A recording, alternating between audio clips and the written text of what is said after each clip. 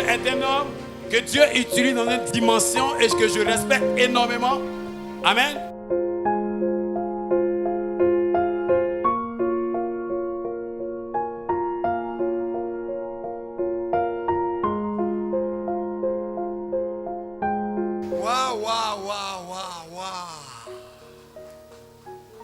Asseyons-nous. Quelle grâce, quelle merveille. Voyez, vous êtes bénis parce que Dieu travaille dans la diversité des ministères. Et dans cette diversité, nous trouvons tous le chemin de la vérité de la parole de Dieu. Nous avons besoin de vivre le choc de la parole de Dieu. La parole de Dieu travaille de différentes façons. Parfois, elle vient comme un courant très très doux dans notre conscience, et d'autres fois, elle choque et elle bouleverse jusqu'à même faire trembler notre corps. C'est la parole de foi qui vient pour bouleverser tout dans votre compréhension. La parole de foi vous amène à faire des actes prophétiques. La parole de foi amène en vous l'acceptation du mouvement de Dieu. Dieu n'est pas statique. Dieu est en mouvement. Et parfois, il travaille d'une façon et d'autres fois d'une autre façon. Et en francophonie, nous avons trop eu l'habitude de travailler sur un plan uniquement intellectuel. Mais maintenant, nous voulons recevoir la parole par la puissance et la foi du miracle. La Bible dit, ils sont venus par un chemin et ils fuiront par 7 chemins. Croyez que la puissance prophétique détruit toutes les armées ennemies qui veulent votre ruine. Et quand ils rencontrent l'onction dans votre vie, ils fuient de tous les côtés. Et ainsi, votre renommée et votre témoignage sera encore plus amplifié. N'ayez pas peur des attaques. Cherchez la puissance de délivrance. Je voudrais rapidement lire quelque chose de très important dans la Bible. Vous savez, il y a 3 façons d'honorer un homme de Dieu. Retenez bien cela. Les choses marchent toujours par 3 dans le principe du royaume de Dieu. Dans le principe prophétique, nous voyons aussi beaucoup les choses marcher par 3. Et quand il est question d'honorer un homme de Dieu, il y a 3 façons de le faire. La première façon, la plus simple, c'est de l'honorer avec ses biens. Je vous dis que ça, c'est juste le début. Ça, c'est pour construire la base de la faveur de Dieu dans notre vie. La faveur de Dieu vient dans notre vie au moment où nous honorons ses serviteurs. Parce que ces serviteurs sont les garants de la croissance numérique et spirituelle de l'Église. Et donc la faveur de Dieu viendra dans votre vie de différentes façons. Mais il y a un moyen, un chemin et une façon d'attirer la faveur de Dieu qui fonctionne tout le temps, qui est garantie. C'est lorsque vous honorez les ministères.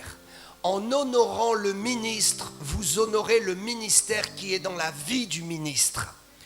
Il y a donc 3 façons d'honorer les hommes de Dieu. Première façon, avec ses biens. Et on ne va pas revenir là-dessus. Nous sommes tous convaincus. La Bible est suffisamment claire. Le deuxième moyen, c'est de parler en bien de l'homme de Dieu. Il y a des gens, ils bénissent l'homme de Dieu avec leurs biens matériels, mais quand ils ouvrent la bouche, ils sont incapables de promouvoir le ministère dans la vie du ministre. Ils diront même, oh, le ministère est bon, mais l'homme n'est pas bon. Enlevez-vous cela de la tête. Le ministère et le ministre sont étroitement liés et mariés. Ne dites jamais « le ministère est bon, mais nous n'aimons pas le ministre ». Vous ne pouvez pas dissocier l'un de l'autre. C'est pourquoi ne dites pas « oh, le ministère m'a béni, mais je bénirai l'Église, je ne bénirai pas l'homme ». Erreur. Le ministre est porteur du ministère. Et le ministre a le choix de vous bénir ou de ne pas vous bénir. Retenez cela. Ne contrariez jamais un homme de Dieu. Ne contrariez jamais un homme de Dieu qui vous bénit. Et bénissez-le par le deuxième niveau, votre bouche et vos paroles. Ne dites pas de mal, mais dites beaucoup de bien.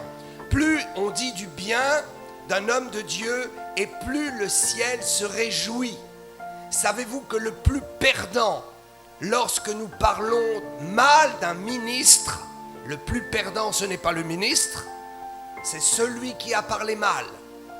Je vous mets en garde, parce qu'ils vont venir, les petits serpents de la brousse, les petits sorciers des sépulcres et des forêts obscures. Ils viendront pour essayer de semer dans votre esprit des paroles contre l'onction que vous avez reçue. À chaque fois que nous sommes bénis, nous sommes combattus. Je vais vous expliquer un principe. Un homme de Dieu, quand il reçoit l'onction, il est combattu. Et quand il déverse l'onction, il est encore plus combattu. Quand vous recevez l'onction, vous allez être combattu. Mais souvenez-vous, si vous défendez l'onction, si vous prenez acte pour vous battre, pour honorer, pour parler en bien et pour faire la promotion du ministre, vous allez être encore plus persécuté. Je vous mets en garde contre cela. Dieu me dit de vous dire cela. Après une telle démonstration de puissance, sachez que le diable est très en colère. Et je dois vous dire, conservez ce que vous avez reçu, non seulement en bénissant de vos biens, mais en bénissant de votre bouche et en menant le combat qui va défendre les ministères de prophètes dans cette nation et dans toute la francophonie. J'ai vu des gens tellement bénis par mon ministère. Ils s'en vont avec cette bénédiction et à cause de l'onction qui a été déversée, ils sont attaqués. Mais ça reste assez tranquille. Mais dès l'instant où ils prononcent mon nom, où ils parlent en bien de moi à d'autres chrétiens ou au monde, ils sont automatiquement persécutés encore plus. C'est là notre gloire, c'est là votre gloire. Ne reniez pas la source qui vous a béni. Ne reniez jamais la source qui vous a béni. J'ai reçu l'onction et j'ai reçu la compréhension de la personne du Saint-Esprit à travers le ministre. Je parle du ministre, pasteur Benny Hinn. Et pendant longtemps, on a essayé de me faire taire en me disant, écoute, il t'a béni, mais ne fais pas la promotion de cet homme, sinon tu vas avoir des ennuis au milieu de nous, nous les religieux. Et le jour où j'ai compris qu'il fallait que je m'investisse dans le combat pour faire la promotion et pour défendre le ministre qui m'a béni, j'ai compris que je passais à un autre niveau. Cet homme a reçu des combats terribles pour recevoir son onction. Et quand il l'a reçu, il est passé à un autre niveau de combat au moment où il a développé, il a distribué, il a libéré l'onction. Il en est de même pour toi. Tu vas recevoir l'onction qui va te faire du bien dans ta vie, tes propres bénédictions. Mais dès que tu vas être une source d'onction pour quelqu'un, tu passeras à un autre niveau. Et le diable va se déchaîner contre toi. Nous avons tué les prophètes en francophonie. Parce que quand il y a eu des prophètes du temps du réveil, les chrétiens ont profité du ministère et ont rejeté les ministres. En rejetant les ministres, ils ont tué les ministères. indissociables. Vous ne pouvez pas dissocier l'onction du ministre, la fonction de l'homme, par qui passe la fonction. Deuxième niveau très important, si vous voulez être des chrétiens solides, être des chrétiens fiers, être des chrétiens que l'on ne va pas emporter à tout vent de doctrine en disant je suis digne, je suis une femme digne, je suis un homme digne, je ne vais pas renier d'où vient ma bénédiction, je ne vais pas renier comment j'ai reçu cette grâce, mais je vais citer le nom de celui par qui Dieu est passé. Ceci est si important. Nous avons l'habitude de dire, oh, il faut bénir avec ses biens, mais ça, c'est le premier niveau, c'est pour les enfants. Le deuxième niveau, c'est de défendre les ministres que Dieu a utilisés pour vous bénir. Et le troisième niveau, c'est de retrousser les manches et de faire la promotion. Ouh, oui, je vous dis que vous avez un devoir de faire la promotion. Vous ne devez pas simplement consommer ce que le ministre vous a donné, mais vous devez penser aux autres. Est-ce que vous pensez aux autres? Il y a des centaines et des milliers de chrétiens dans cette ville qui ont besoin d'être connectés à la puissance de Dieu et qui ont besoin de se réveiller de leur sommeil. Vous allez pouvoir les réveiller. Faites la promotion des ministères qui sont loin. Ne vous contentez pas de les bénir avec vos biens. Ne vous contentez pas de parler d'eux en disant du bien quand on vous pose la question. Mais allez à un niveau supérieur. Allez sur les réseaux sociaux. Connectez-vous et distribuez. Partagez les bonnes vidéos. Et faites la promotion des hommes qui ont été loin pour votre vie. Vous êtes responsable de la vie ou de la mort d'une onction. Je ne plaisante pas. Nous ne sommes pas les seuls responsables de la seule réussite de nos ministères. Vous êtes responsables aussi. Et si vous faites le travail et que vous allez dans la promotion et que vous faites la promotion, non pas d'une église et des bâtiments, mais des hommes. Savez-vous ce qui fait l'église? Ce ne sont pas les bâtiments, ce ne sont pas les organisations, ce ne sont pas les papiers déclarés en préfecture, ce ne sont pas les organisations qui sont écrites dans des dossiers. Ce qui fait l'église et la promotion de l'église, ce sont des hommes. Investissez sur les hommes. N'investissez plus dans la pierre qui va finir. N'investissez plus dans les systèmes qui vont finir. Investissez dans les hommes. Parce que Dieu ne oint pas des bâtiments. Dieu ne oint pas des papiers, des organisations. Il oint des hommes et des femmes, les servantes de l'Éternel. Et je voudrais que vous compreniez maintenant que quand vous allez sortir de ce lieu, vous avez une mission. Alléluia. Le Saint-Esprit vous donne une mission. Allez-y et faites le combat de la foi. Nous ne gagnerons pas ce monde avec des beaux discours théologiques. Nous gagnerons ce monde par la démonstration de la puissance de Dieu. Vous avez reçu, donné et faites en sorte que le corps de Christ puisse passer à un niveau plus grand, supérieur. Faites la promotion. C'est un niveau excellent.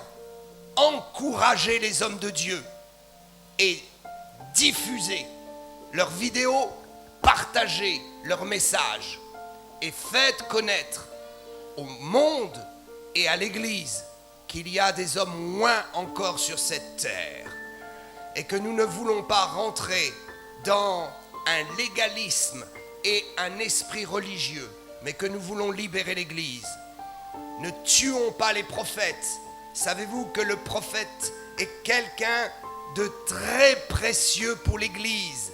le prophète subit des pressions que vous n'imaginez pas. Le prophète est parfois même déstabilisé. Nous voyons dans la Bible comment le prophète s'est enfui après avoir égorgé les prophètes de Baal et d'Astarté, après avoir fait descendre le feu au mont Carmel.